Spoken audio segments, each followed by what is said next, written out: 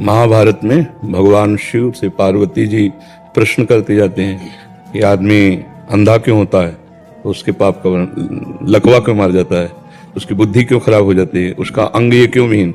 शास्त्रों में लिखा है, शास्त्रों का स्वाध्याय करो। बिना सत के पाप से नहीं बचा जा सकता।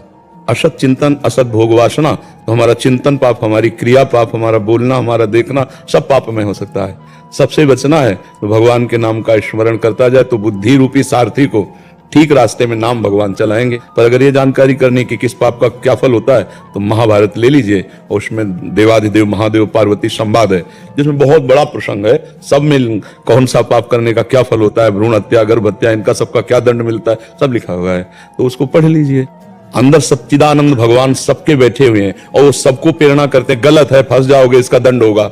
जहां वो आदेश करते हैं वहां हम सुन नहीं पाते, और फिर बाद में कोई कोई कहता है कि यार मेरे मन में तो आया था कि ना करूं, पर पता नहीं क्यों कर लिया।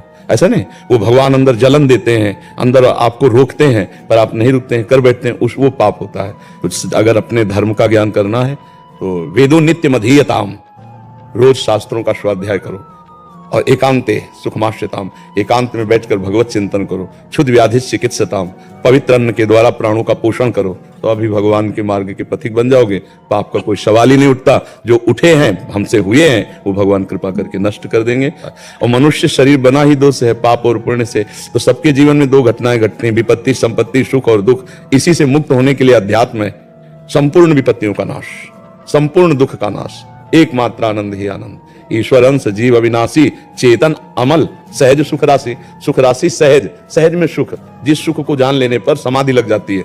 सहज सुख अपना स्वरूप है, और अपने जो अंशी हैं, जो आनंद सिंध सुख राशि, वो भी सुख राशि है ना। सुख राशि का बच्चा सुख राशि ही तो होगा। तो हम सुख राशि है, लेकिन पाप कर्म करके दुख में फंस गए।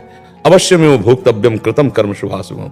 एक तितली की गुदा में कांटा डाल के छोड़ दिया था मांडव ऋषि ने, तो शूली अंदर डाली गई थी। एक बाण से ऐसे उठा करके सांप को कांटों की झाड़ी में फेंक दिया था, तो 6 महीना बाणों की सैया पे भीष्म पितामह जी रहे। इसलिए डरो तुम्हारे द्वारा कोई पाप ना हो जाए। तो हम पापों का फल पड़े या ना पड़े, सीधे पापों का विनाश करें ना, जो भी हो उनका विनाश होता है भगवान नाम से। भगवान की शरण में हो जाओ, खूब नाम जप करो, और अब लो नशानी, अपना आज तक की आप नहीं करूंगा, सबका मंगल हो जाएगा। भगवान बड़े